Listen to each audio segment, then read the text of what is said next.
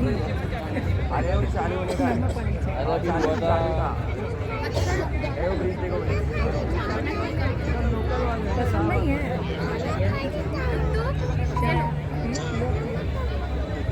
Nice one. देखो। ठंडा है। हाँ वही। कलर चेंजिंग लिए। आपकी क्वालिटी उसी वाली वाले।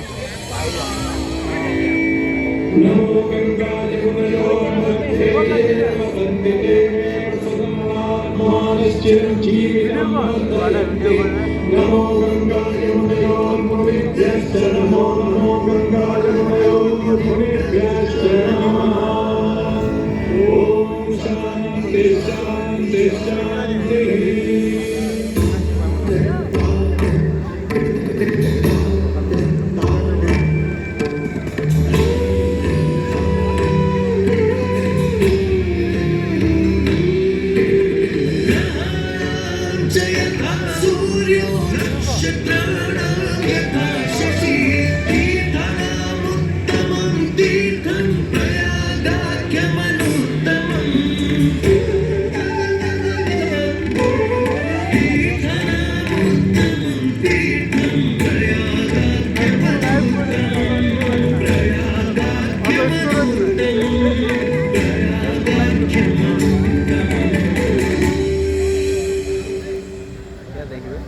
सूर्य ग्रहों में श्रेष्ठ है और चंद्रमा उसी प्रकार प्रयाग सभी तीर्थों में सर्वश्रेष्ठ है। पद्म पुराण में वर्णित ये श्लोक जिस तरह प्रयाग की विशेषता को दर्शाता है, उसी तरह इस पावन क्षेत्र का गुणगान करने वाली अनेक पौराणिक कथाएं, किंवदंतियां एवं कहानियां आज भी जनमानस में प्रचलित हैं। ऐसी ही एक पौराणिक कथा है जो भगवान ब्रह्मा को प्रयाग से जोड़ती है। मान्यताओं के अनुसार भगवान ब्रह्मा को यज्ञ करने हेतु एक दिव्य स्थान की आवश्यकता थी, जिसके चयन को लेकर वे बड़ी ही दुविधा में थे। अपनी दुविधा के निवारण हेतु भगवान ब्रह्मा नागों के देवता महाराज शेषनाग के यहाँ पहुंचे और उनसे कहा, हे आदिशेष, मैं यज्ञ करने हेतु इस सृष्टि में एक ऐसा स्थान ढूंढ रहा हूँ जो दिव्यता और पवित्रता की दृष्टि से सर्वोत्तम हो। क्या आप मुझे ऐसा कोई उपयुक्त स्थान बता सकते हैं जो सभी तीर्थों में सर्वश्रेष्ठ हो? जगत रचयिता को मेरा प्रणाम। भगवान, मैं धन्य हूं कि आपने मुझे इस योग्य समझा। क्यों ना आप स्वयं ही सभी पवित्र स्थानों का मूल्यांकन करें। ऐसा कीजिए, आप तुला के एक पलड़े पर सप्तपुरियों को रखिए और दूसरे पलड़े पर भगवान विष्णु के स्थायी निवास प्रयाग को रखिए, जिसका भार सबसे अधिक आए। मेरे विचार में वही सर्वश्रेष्ठ तीर्थ होगा। इस मूल्यांकन के परिणाम स्वरूप प्रयाग का पलड़ा ही भारी रहा। इस तरह प्रयाग की प्रधानता सिद्ध हुई और तभी से इसे तीर्थों का राजा कहा जाने लगा। आज भी ऐसी मान्यता है कि भगवान ब्रह्मा ने गंगा नदी के पश्चिमी तट पर 10 अश्वमेध यज्ञ संपन्न किए थे। आज उस स्थान को हम दशाश्वमेध घाट के नाम से जानते हैं। भगवान ब्रह्मा के अलावा इंद्रदेव, वरुण देव एवं सोमदेव ने भी प्रयाग क्षेत्र में ही भगवान विष्णु की आराधना करने हेतु यज्ञ किए थे, जिससे उन्हें भी श्री हरि का आशीर्वाद प्राप्त हुआ। प्रयाग शब्द में प्र का अर्थ है प्रकृष्ट और याग का अर्थ होता है यज्ञ। इसीलिए इन दो शब्दों से बना प्रयाग सबसे पवित्र स्थान माना जाता है। प्रयाग ही संसार में एकमात्र ऐसा पावन क्षेत्र है जहाँ 3 पवित्र नदियों का संगम होता है। इस संगम का भी एक अनूठा महत्व है।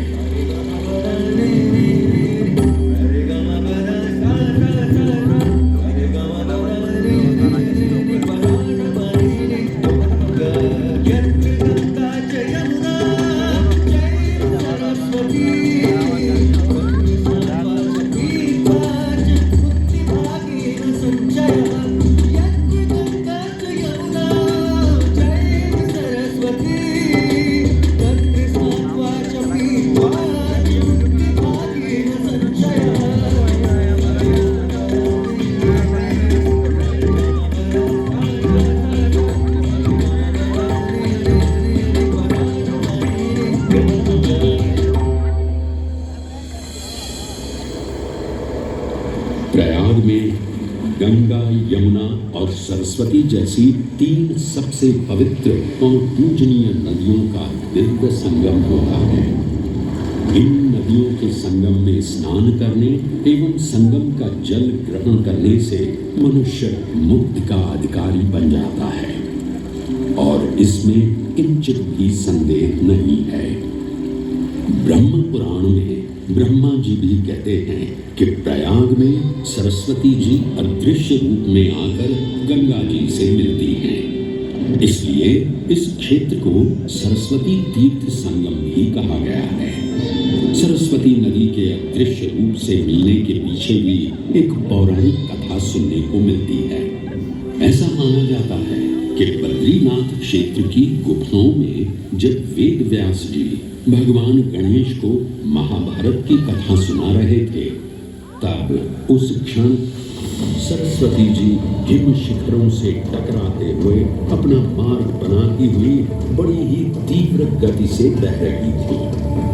सरस्वती नदी के इस तेज बहाव से उत्पन्न होने वाली तेज ध्वनि वेद व्यास जी का ध्यान भंग कर रही थी।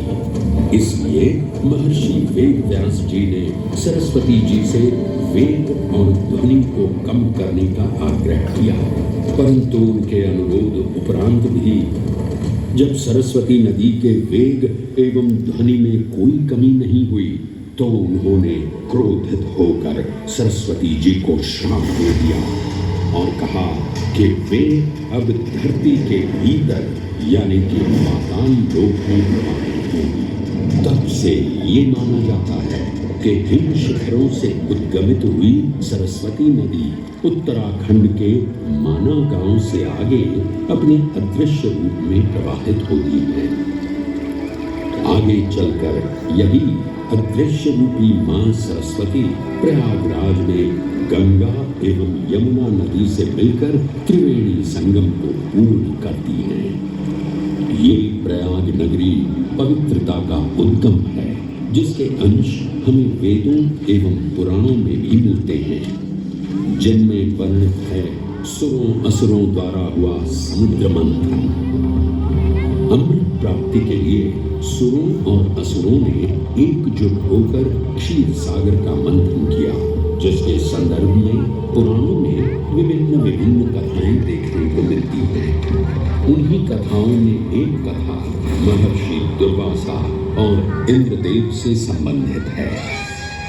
इस कथा के अनुसार ऋषि दुर्वासा ने इंद्रदेव से प्रसन्न हो उन्हें पारिजात पुष्पों की एक दिव्य माला भेंट की, जिसे इंद्रदेव ने साधारण पुष्पों की माला समझ स्वयं धारण न कर उसे अपने वाहक गजराज ऐरावत के मस्तक पर रख दिया। पल भर में गजराज ने वो माला धरा पर गिरा उसे अपने पैरों तले रौंद दिया। ऋषि दुर्वासा से ये अपमान सहन न हुआ और उसी क्षण क्रोधित हो उन्होंने इंद्रदेव को श्राप दे दिया। हे अहंकारी इंद्र, तेरा इतना दुस्साहस कि तूने मेरा अपमान किया। जिस वैभव एवं शौर्य पर तू इतरा रहा है, क्षण भर में ही तेरा ये वैभव, प्रतिष्ठा, शक्तियां सब नष्ट हो जाएंगी। अत्रिपुत्र दुर्वासा समस्त देवगणों को श्रीहीन होने का श्राप देता हूं।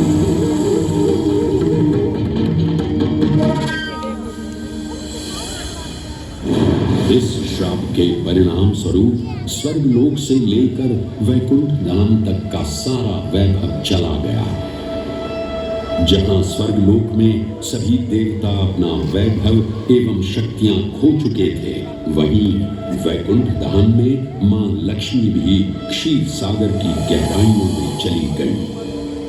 उनके जाते ही सृष्टि का संतुलन बिगड़ने लगा एवं असुर राजा बलि ने तीनों लोक अपने अधीन कर लिए।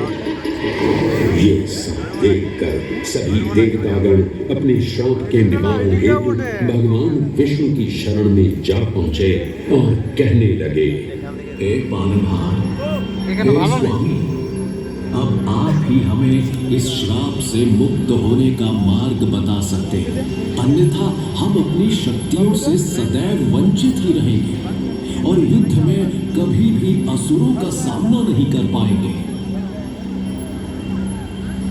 हे देवराज, ऋषि दुर्वासा के श्राप से सभी देवतागण जीवन मृत्यु के काल चक्र में बंध चुके हैं। इस काल चक्र एवं श्राप से मुक्त होने के लिए अब केवल एक ही मार्ग शेष है और वो है समुद्र मंथन। इस समुद्र मंथन से निकलने वाले रत्न ही आपके खोए हुए यश, वैभव और कीर्ति को पुनः स्थापित करेंगे। परंतु आपको इस मंथन के लिए असुरों के बल की भी आवश्यकता होगी, क्योंकि उनके बिना यह समुद्र मंथन संभव नहीं है। जैसी आपकी आज्ञा प्रभु, हम असुरों के साथ समुद्र मंथन करने के लिए तैयार हैं। देवताओं और असुरों ने एक मत होकर क्षीर सागर का मंथन करना स्वीकार किया। जहां मंदार पर्वत मथनी के रूप में आए तो वहीं वासुकी नाग को नेति की भूमिका मिली। भगवान विष्णु ने स्वयं कूर्म अवतार धारण कर मंदार पर्वत को उसका आधार प्रदान किया। क्षीर सागर को मथना शुरू किया गया और 14 रत्नों में सबसे पहले हलाहल विष उत्पन्न हुआ। उस विष के प्रभाव को कोई भी देवता या असुर सहन करने में समर्थ नहीं थे। इस कालकूट विष से सृष्टि का विनाश हो सकता था। इसीलिए इस आपदा से बचाने स्वयं देवों के देव महादेव प्रकट हुए और उन्होंने इस विष का पान किया। ये सब देख मां पार्वती ने विष को भगवान शिव के कंठ तक ही रोक दिया। इस कालकूट विष के प्रभाव से महादेव का कंठ नीला पड़ गया और तभी से उन्हें नीलकंठ के नाम से भी जाना जाने लगा।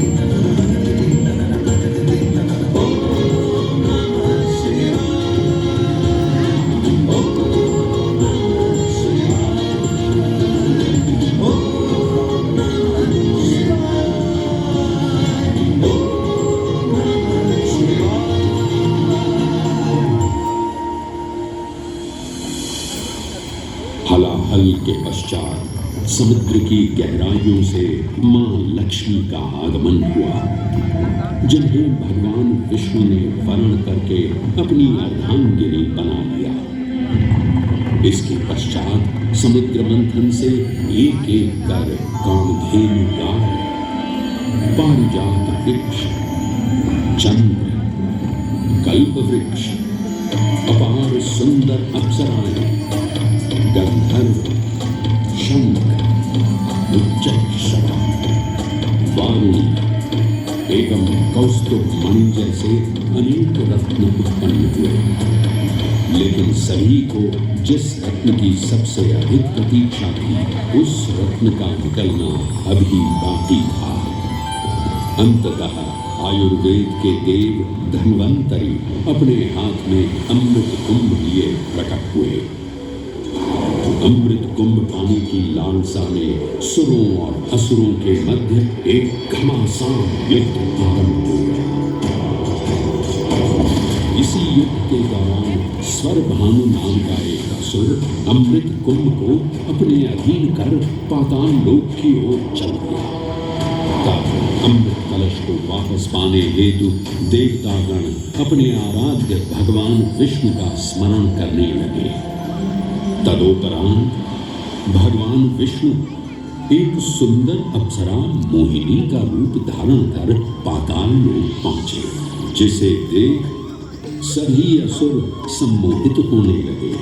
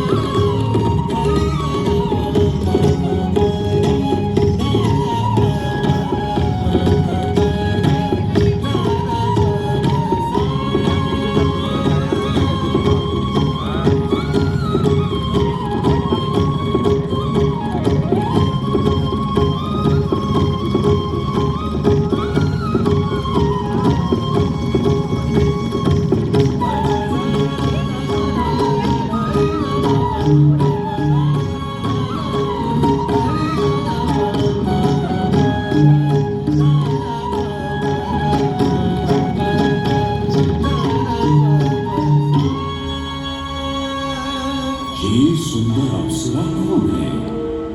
ये कहां से आई है? इसने तो मेरा मन ही मोह लिया। इसे तो मैं ही लेकर रहूंगा। इस सुंदर अप्सरा ने तो हम सबको सम्मोहित कर लिया है। हे सुंदरी, तुम कौन हो और यहाँ क्यों आई हो? हे असुरराज, मैं मोहिनी हूँ और आप ये समझ लीजिए कि मैं आप ही की सहायता हेतु यहाँ पर आई हूँ। हमारी सहायता हेतु? परंतु वो कैसे सुंदरी? मैं आपको ये ज्ञात कराने आई हूँ कि अमृत की असली शक्ति और गुण तो कलश के तल में विद्यमान है, जबकि ऊपर तो केवल जल मात्र है, जिसके ग्रहण करने से ज्यादा कोई लाभ न होगा। आप सभी इस अमृत को देवताओं के साथ बांट लीजिए। आखिर आप सभी ऋषि कश्यप के ही तो पुत्र हैं। देवताओं के साथ अमृत बांटने से एक तो आपका वैभव बढ़ेगा और दूसरा जो अमृत का फलदायक भाग है उसे आप ही ग्रहण कर सकेंगे। हे मनमोहिनी, तुम सत्य ही कह रही हो। परंतु अगर हमने ये अमृत कलश देवताओं को दे दिया तो क्या पता वे सारा अमृत स्वयं ही ग्रहण कर लें और हम सभी असुर इससे वंचित ही रह जाएंगे। आप निश्चित रहिए, ऐसा कदापि नहीं होगा। मैं स्वयं ही सभी सुरों और असुरों को अमृत पान करवाऊंगी और साथ ही साथ ये सुनिश्चित भी करूंगी कि अमृत का फलदायक भाग आप सभी को ही प्राप्त हो। बस फिर क्या था, भगवान विष्णु की अपरंपार लीला आरंभ हुई। जहां एक ओर सभी देवतागण विराजे तो वहीं दूसरी ओर सभी असुर। मोहिनी रूप धारण भगवान विष्णु एक एक कर सभी देवताओं को अमृत पान करवाने लगे, जिससे वे पुनः अपनी शक्तियां प्राप्त कर सकें। परंतु स्वरभानु नाम का असुर जल्द ही भगवान विष्णु की ये चालाकी भांप गया और चुपचाप देवता वेश धारण कर उन्हीं के बीच में जाकर विराजमान हो गया। तब जैसे ही मोहिनी स्वरभानु को अमृतपान कराने हेतु अग्रसर हुई, ठीक उसी क्षण सूर्य एवं चंद्रमा स्वरभानु का असली रूप पहचान गए। ये ज्ञात होते ही भगवान विष्णु अपने मूल रूप में परिवर्तित हो गए और अपने सुदर्शन चक्र से स्वरभानु का सिर धड़ से अलग कर दिया। तब तक अमृत की 2 बूंदें स्वरभानु के कंठ से उतर चुकी थी। जिसके चलते वो अमरत्व प्राप्त कर चुका था। इस तरह स्वरभानु के कटे हुए सिर के भाग को राहु का नाम मिला और धड़ को केतु के नाम से जाना जाने लगा।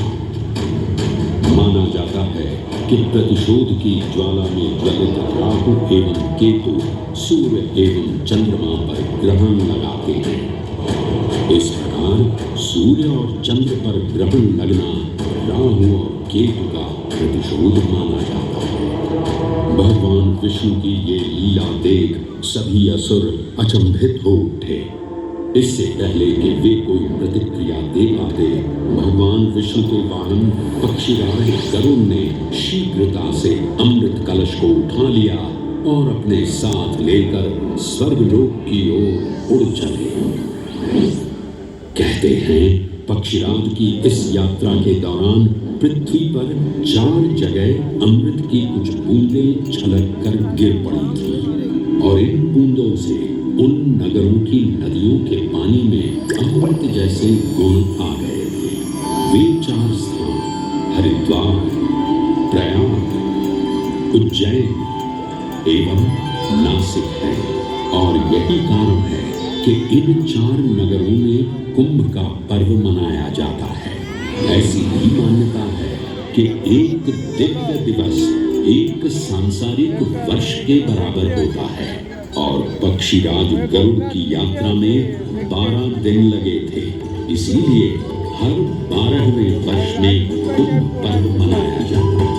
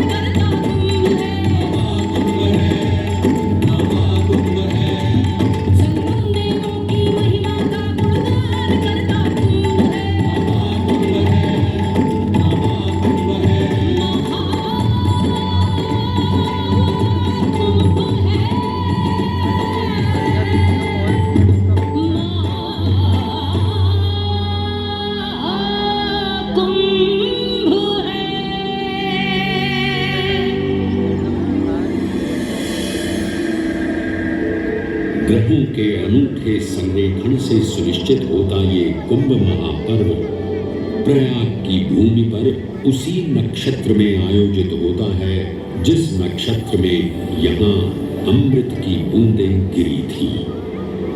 गणनाओं के अनुसार जब बृहस्पति वृषभ राशि में और सूर्य चंद्रमा मकर राशि चक्र में प्रवेश करते हैं तब प्रयागराज में कुंभ पर्व आयोजित किया जाता है। सनातन धर्म की प्राचीनतम धरोहर माना जाने वाला ये कुंभ पर्व भारत ही नहीं बल्कि विश्व भर से आए करोड़ों श्रद्धालुओं का स्वागत करता है। कुंभ पर्व केवल एक पर्व ही नहीं बल्कि एक तीर्थ का अवसर भी है जहां लाखों करोड़ों श्रद्धालु कल्पवास कल्पवास के नियमों का पालन करते हैं। पौष पूर्णिमा से लेकर माघ पूर्णिमा तक चलने वाले कल्पवास के दौरान तीर्थालु सांसारिक सुखों को त्याग कर तपस्वी संतों की तरह कुटिया में रहते हैं। उनकी दिनचर्या ब्रह्म मुहूर्त में गंगा स्नान से शुरू हो संध्या वंदना और भजन कीर्तन जैसे आध्यात्मिक कार्यों के साथ रात्रि तक समाप्त होती है। श्रद्धालु दिन में केवल एक ही बार भोजन ग्रहण कर मानसिक रूप से धैर्य, अहिंसा और भक्ति भाव में लिप्त रहते हैं। ऐसी मान्यता है कि जो कल्पवासी मोक्ष की अभिलाषा लिए कुंभ पर्व में कल्पवास के नियमों का पालन करते हैं, उन्हें मोक्ष अवश्य ही प्राप्त होता है। पारंपरिक रूप से इस आध्यात्मिक पर्व की औपचारिक शुरुआत का श्रेय 8वीं शताब्दी के हिंदू दार्शनिक और संत आदि शंकराचार्य को दिया जाता है। उन्होंने न केवल 4 पवित्र मठों पुरी, श्रृंगेरी, द्वारका और बद्रीनाथ की स्थापना की थी, बल्कि सन्यासी परंपरा को जीवित रखने हेतु 10 सन्यासी व्यवस्था का गठन भी किया था, जिसके अंतर्गत निर्माणी, अटल, निरंजनी, आनंद, जूना, आवाहन और अग्निसात नामक 7 अखाड़े निर्मित हुए। आदि शंकराचार्य का उद्देश्य शास्त्रों के ज्ञान को आपस में साझा कर सनातन धर्म के दार्शनिक आधारों को सुदृढ़ और परिपक्व करना था। अतः धर्म की सभी शाखाओं को संगठित रखने हेतु आदि शंकराचार्य ने प्रयाग की भूमि पर कुंभ पर्व को पुनः आयोजित किया। आज के इस दौर में कुंभ पर्व की महत्ता का अनुमान इसी बात से लगाया जा सकता है कि यूनेस्को द्वारा मानवता की अमूर्त सांस्कृतिक विरासत की प्रतिनिधि सूची में इस पर्व को शामिल किया गया है।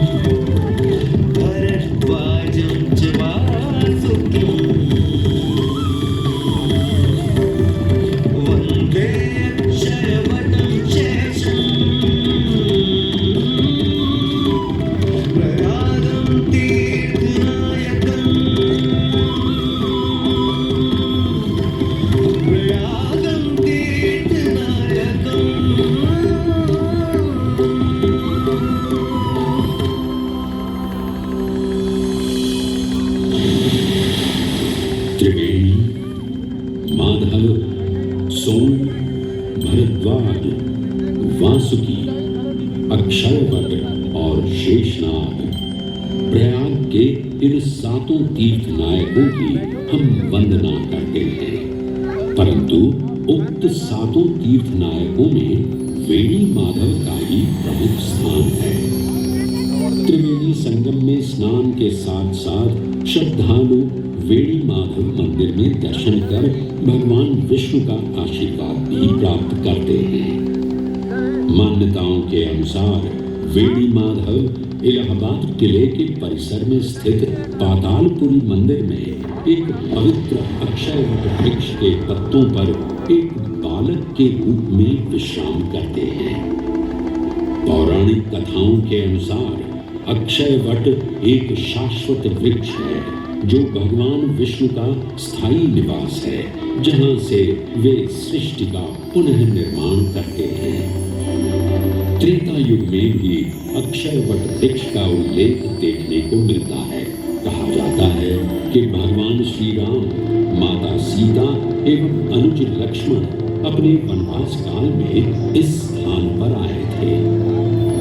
वैसे तो भगवान श्री राम का वनवास प्रयाग में श्रृंगी ऋषि को समर्पित श्रृंगवेरपुर धाम से आरंभ होता है। ये वही स्थान है जहां निषाद राज गुह ने भगवान श्री राम माता सीता और अनुज लक्ष्मण को गंगा पार जाने के लिए सहायता प्रदान की थी। श्रृंगवेरपुर से प्रभु श्री राम ऋषि भरद्वाज के आश्रम पहुंचे थे। भरद्वाज मुनि बसहि प्रयागा, गोस्वामी तुलसीदास जी ने रामचरितमानस में ऋषि भरद्वाज का निवास स्थान प्रयागराज ही बताया है। ऋषि भरद्वाज से त्रिवेणी संगम की महिमा सुन प्रभु श्री राम, माता सीता और अनुज लक्ष्मण त्रिवेणी संगम में स्नान कर तीनों नदियों का आशीर्वाद प्राप्त करते हैं।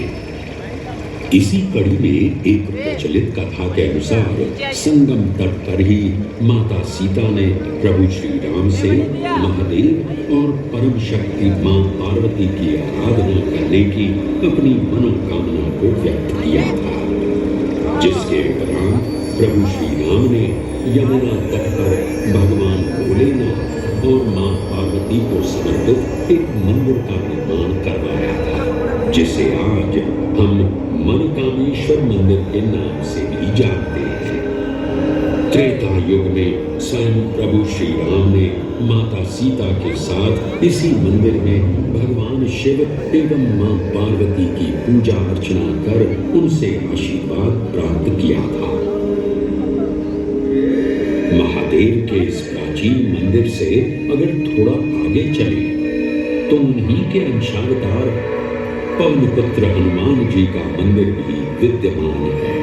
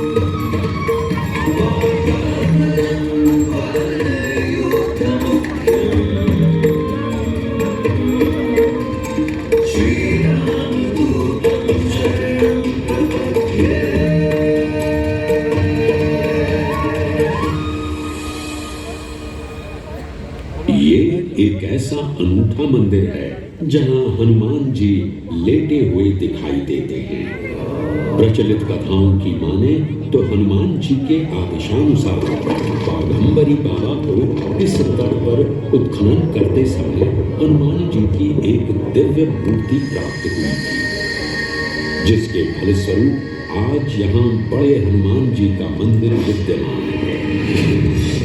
इस चमत्कार से विस्मयाभिभूत हुए बाबा बाघंबरी ने हनुमान जी की सेवा में अपना जीवन समर्पित कर दिया। आज भी इस मंदिर की देखरेख का कार्यभार बाघंबरी गद्दी ने ही संभाल रखा है। पुराणों एवं अनेक धार्मिक ग्रंथों में वर्णित प्रयाग क्षेत्र के कौशाम्बी का उल्लेख देखने को मिलता है। कौशाम्बी प्राचीन भारतीय वत्स महाजनपद की राजधानी थी। गौतम बुद्ध ने अपने तपस्वी जीवन के 6ठे और 9वें वर्ष यहीं बिताए और अपने अनुयायियों को कई महत्वपूर्ण धर्मोपदेश भी दिए। बौद्ध धर्म से अगर जैन परंपरा की ओर चले तो ऐसी मान्यताएं आज भी प्रचलित हैं कि प्राचीन तीर्थंकर ऋषभदेव ने भी वत्स देश में ही ज्ञान प्राप्त किया। इसके अलावा छठे जैन तीर्थंकर पद्म प्रभु का जन्म इक्ष्वाकु वंश में राजा श्रीधर और रानी सुसीमा देवी के घर कौशाम्बी में ही हुआ था। यहाँ तक कि मगध सम्राट अशोक ने भी अपनी शाही देखभाल के लिए इसे अपनी उपराजधानी बनाया था। तथ्यों को टटोले तो अशोक की लाट आज भी इस क्षेत्र में देखने को मिलती है। धार्मिक विविधता से परिपूर्ण प्रयाग क्षेत्र एक ऐसा अनूठा क्षेत्र है जहां ज्ञान का प्रकाश फैलाने सिख गुरु भी पधारे हैं। प्रयागराज के अहियापुर में स्थित गुरुद्वारा पक्की संगत साहिब इसी की एक बेजोड़ निशानी है। माना जाता है कि श्री गुरु तेग बहादुर जी अपनी यात्रा के दौरान 6 महीने इसी स्थान पर रुके थे। यहाँ वे प्रार्थना और ध्यान करते थे, इसलिए इसे तप स्थान भी कहा गया है। ये कहना गलत नहीं होगा कि त्रिवेणी संगम के तट पर गुरुओं और संतों की शिक्षाओं का अनोखा समावेश है। ये गुरुद्वारा पक्की संगत साहिब। इलाहाबाद या इलाहाबाद के नाम से कुछ समय के लिए चर्चित ये प्रयागराज आज भी जीवंत है। धर्म और संस्कृति का अनूठा इतिहास संजोए हुए तीर्थराज प्रयागराज में वेणी माधव, शिव और शक्ति के विभिन्न स्वरूप आज भी विद्यमान हैं, जो इस पावन क्षेत्र को अद्वितीय बनाते हैं। प्रयागराज की इतनी विशाल पृष्ठभूमि समझने के बाद लगता है कि ये कहना कभी गलत नहीं होगा कि प्रयागराज सिर्फ एक शहर नहीं, बल्कि अपने अंदर दैवीयता, विविधता और धार्मिकता को संजोए हमारा पूर्ण गौरवशाली इतिहास है।